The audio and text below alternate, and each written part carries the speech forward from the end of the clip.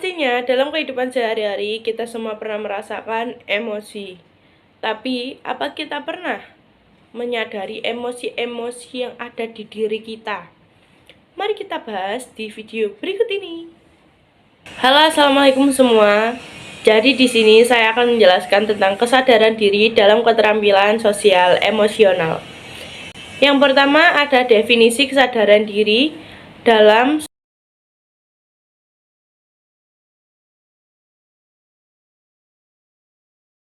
keterampilan sosial emosional.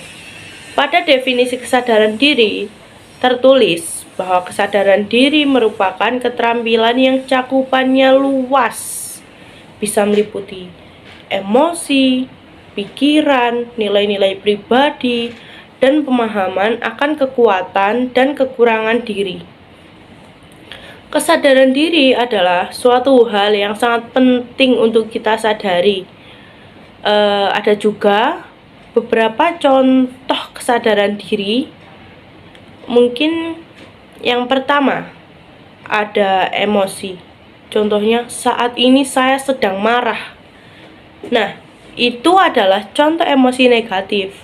Ada juga contoh-contoh emosi positif, seperti saya bahagia ketika saya mendapat bla bla bla.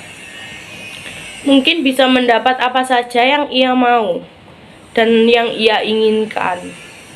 Jadi ia akan merasa bahagia dan emosi itu akan menjadi emosi negatif. Yang kedua ada pikiran. Contohnya, saya sudah berpikir negatif tentang orang ini. Nah, itu bisa mencakup apa saja yang kita pikirkan. Yang ketiga, ada nilai-nilai diri. Sesibuk apapun saya, Sabtu Minggu hanyalah untuk keluarga. Artinya, ia mampu meluangkan waktunya untuk keluarganya agar bisa quality time atau senang-senang, liburan, dan lain-lain. Yang keempat, ada kekuatan atau kelebihan. Contohnya adalah saya punya etos kerja yang tinggi. Berarti dia sangat berantusias dalam melakukan segala hal, dan ia yakin ia bisa melakukan hal tersebut. Yang kelima, ada keterbatasan. Contohnya, saya tidak mampu mengerjakan hal yang mendadak, atau saya kurang rapih dalam hal administratif. Yang terakhir, ada percaya diri.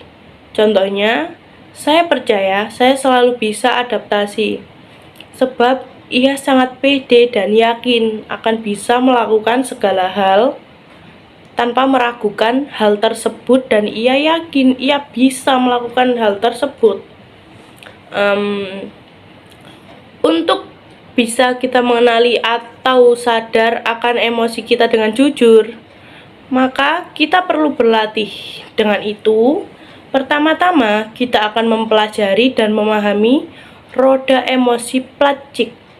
Sebab emosi tidak semua negatif, namun ada juga yang positif.